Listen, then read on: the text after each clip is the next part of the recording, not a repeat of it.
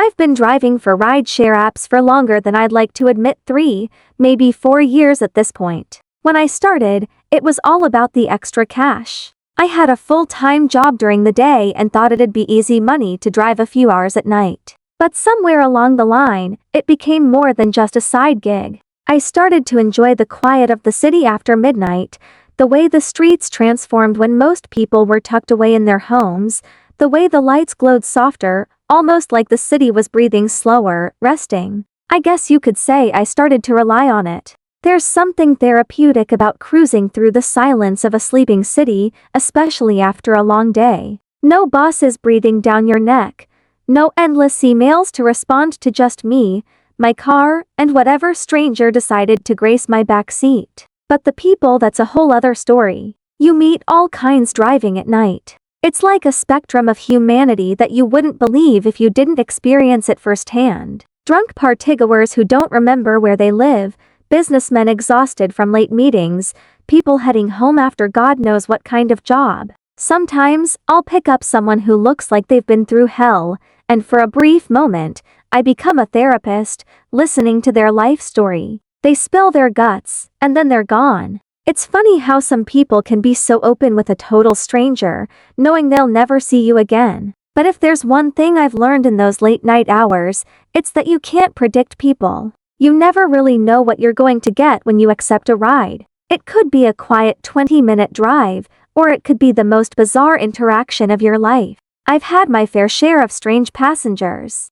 I've dealt with all kinds of weirdness: drugged-out passengers, people who start sobbing out of nowhere, angry couples having screaming matches in my back seat. Still, nothing could have prepared me for that night. The night I picked up my last passenger. It was a Thursday late, probably around 12:30 a.m. I remember because Thursdays are usually dead quiet. You get a few stragglers here and there, but for the most part, people are either at home or winding down from their week. I was about to head back home myself. I hadn't had a request in at least 20 minutes, and the streets were getting quieter with each passing block. But just as I was ready to log off, my phone buzzed with a new ride request. I looked at the screen.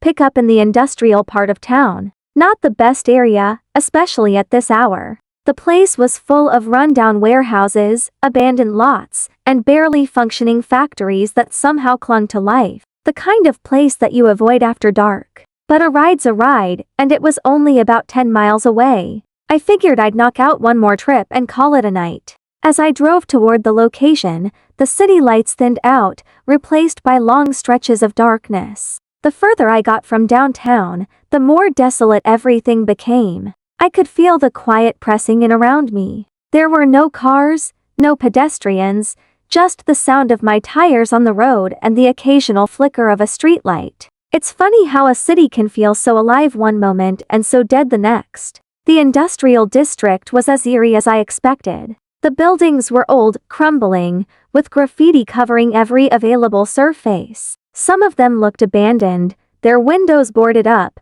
doors hanging off hinges. A couple of flickering neon signs still clung to life, but even those felt out of place, casting an eerie glow over the otherwise dark street. I pulled up to the address in the app, a decrepit apartment building that looked like it hadn't been maintained in years. The kind of place where the walls are thin, the floors creak, and every hallway smells like old cigarettes and mildew. There was an old, beat-up car parked out front, covered in dirt, with no plates. I sat there for a moment, staring at the building, wondering if I should just cancel the ride and go home. But I didn't. Against my better judgment, I tapped arrived on the app and waited. 1 minute. No movement. 2 minutes. Still nothing. I checked my phone again, thinking maybe the rider had canceled. But then I saw a shadow in the doorway, moving slowly toward the car. I squinted, trying to make out the figure as it stepped into the dim light of the street lamp. It was a man, wearing a black hoodie with the hood pulled up over his head. He walked with a deliberate slowness, like he had all the time in the world.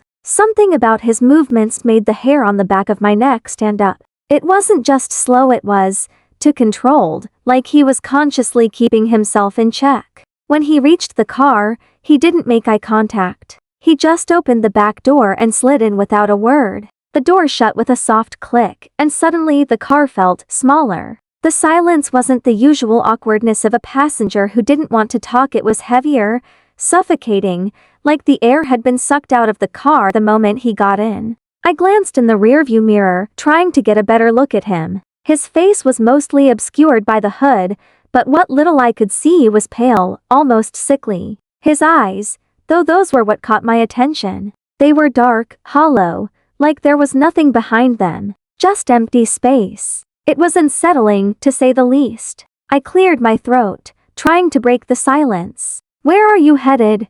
he responded with an address. I recognized it immediately. It was on the outskirts of town, deeper into the industrial area. A place that was mostly abandoned now, with only a few working warehouses left. It didn't make sense for anyone to be going there this late at night. But again, not my business. People go where they go. I just drive. I started the car and pulled away from the curb, heading toward the address. The streets were even darker now, the industrial buildings casting long, ominous shadows as we passed. I kept glancing in the rearview mirror, trying to read him, trying to figure out what his deal was. But he just sat there, perfectly still, staring straight ahead. Not on his phone, not looking out the window, nothing. It was like he was in some kind of trance. About 5 minutes into the ride, he spoke for the first time. "You ever think about what people are capable of?" His voice was low, almost too quiet. The kind of voice you had to strain to hear, like he wasn't even sure if he wanted me to hear him.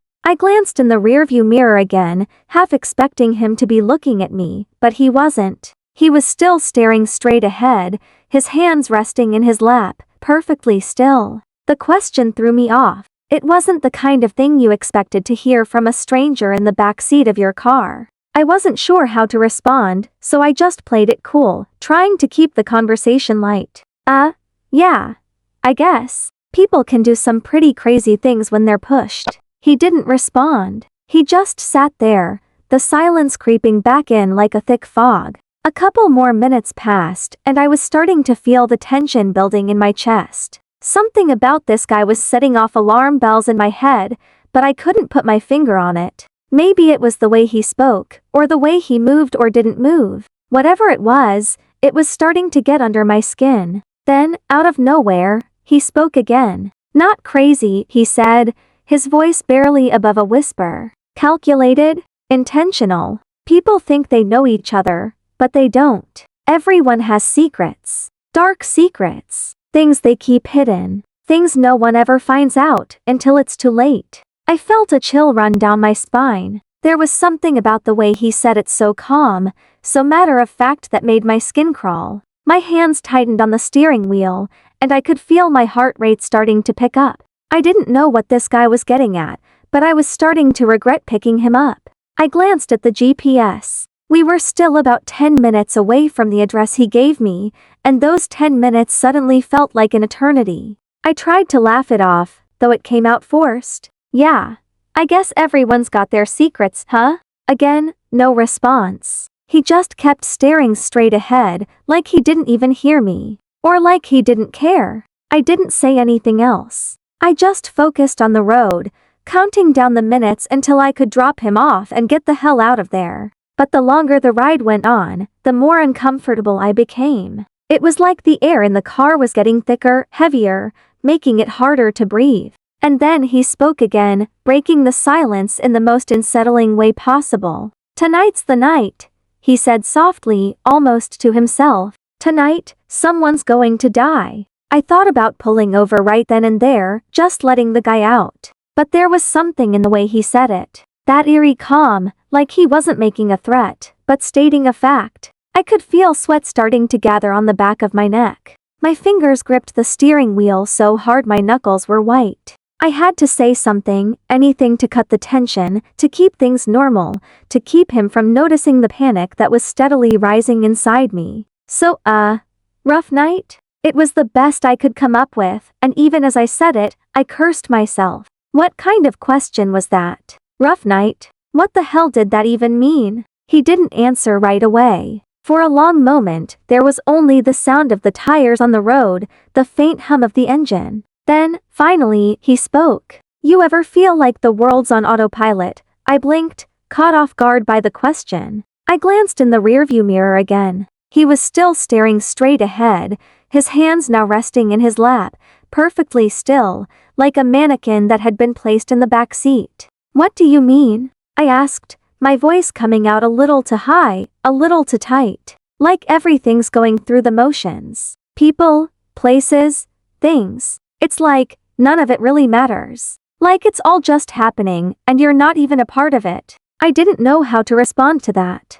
I wasn't a therapist, and this guy clearly had some serious shit going on. I wasn't sure if he was talking about himself or just making a general observation about the world, but either way, it wasn't the kind of conversation I wanted to have with a stranger in the middle of the night. I forced a chuckle, trying to keep things light. I guess we all feel like that sometimes. But again, he didn't react. He just sat there, staring out into the darkness, his face hidden beneath the hood. And then, as if he'd forgotten I was even there, he started talking again, this time more to himself than to me. "It's all so meaningless, isn't it? People go about their lives pretending they're important, pretending they matter. But none of it matters. We're all just waiting for the end." There was a heavy pause, the kind that felt like it could stretch on forever. My throat was dry. I wanted to say something, anything, to fill the silence. But no words came.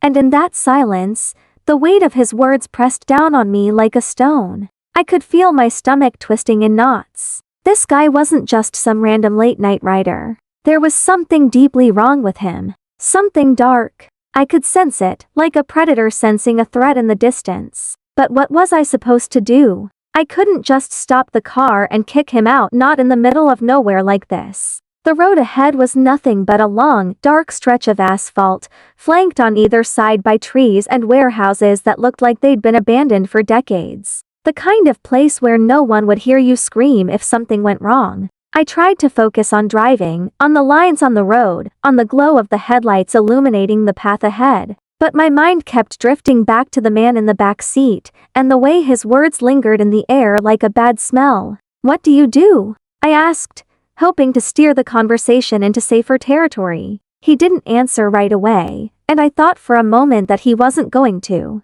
But then, after what felt like an eternity, he spoke again. "I fix things," he said, his voice soft, almost a whisper. "Fix things?" I repeated, trying to sound casual, even though my nerves were shot. "Yeah, things that are broken. Things that don't work the way they should."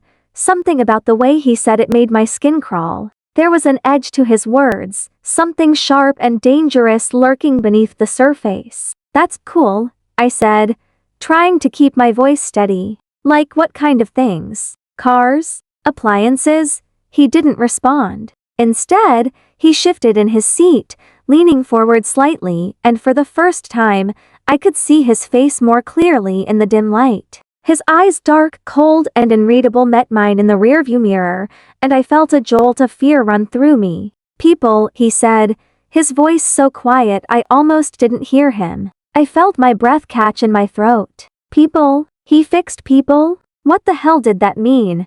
I swallowed hard, my mind racing. This wasn't good. This wasn't good at all. I needed to stay calm, needed to think. But all I could think about was the way he was looking at me now, like he was waiting for something. Waiting for me to make a move, or say the wrong thing. I forced a smile, hoping it didn't look as forced as it felt. "Well, that's interesting. I guess we all need someone to fix us every now and then, right?" He didn't smile back. His expression didn't change at all. If anything, his gaze grew more intense, more focused, like he was studying me, sizing me up. "Not everyone can be fixed," he said after a long pause. "Some people are too broken, too far gone." The way he said it, the finality in his tone, sent a shiver down my spine. My hands were shaking now, and I had to grip the steering wheel tighter to keep them steady. I wanted to pull over. I wanted to stop the car and tell him to get out, to leave and never come back. But I couldn't. I couldn't move, couldn't think clearly enough to make a decision. All I could do was keep driving, hoping that whatever this guy had planned, it didn't involve me. We were getting closer to the address now. My heart was pounding in my chest, my palms slick with sweat. Every instinct I had was screaming at me to turn the car around, to drive as fast as I could in the opposite direction. But I didn't. I kept going, each mile bringing us closer to the unknown. Finally, the warehouse came into view. It was even more desolate than I'd imagined. A large, looming structure with broken windows and rusted metal doors.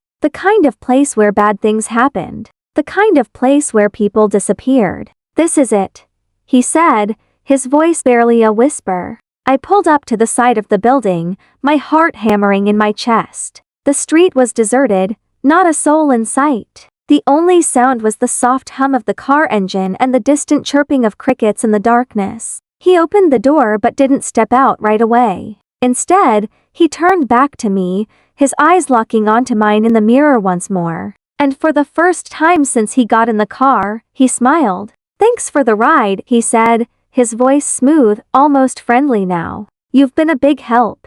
I didn't say anything. I couldn't. My throat was dry, and my mind was racing with a million different thoughts, none of which made sense. He stepped out of the car, closing the door behind him with a soft click. I watched him in the mirror as he walked toward the warehouse, his figure slowly disappearing into the shadows. For a moment, I just sat there, frozen in place. My mind was screaming at me to leave, to get the hell out of there. But my body wouldn't move. I felt like I was in some kind of trance, unable to break free from the grip of fear that had taken hold of me. And then, finally, I slammed my foot on the gas, the car lurching forward as I sped away from the warehouse, away from him, away from whatever was about to happen there. I didn't care about the speed limits, didn't care about the empty streets. All I wanted was to put as much distance between myself and that place as possible. When I got home, I sat in my car for a long time, my hands still gripping the steering wheel. My heart was still racing, and I could feel the adrenaline pumping through my veins. I couldn't shake the feeling that something terrible had just happened, or was about to happen. I turned off the car and went inside, my mind still spinning. I couldn't sleep. I couldn't stop thinking about him, about the way he had spoken, the things he had said. What the hell was he planning? What had I just been a part of? The next morning, I checked the news. And there it was.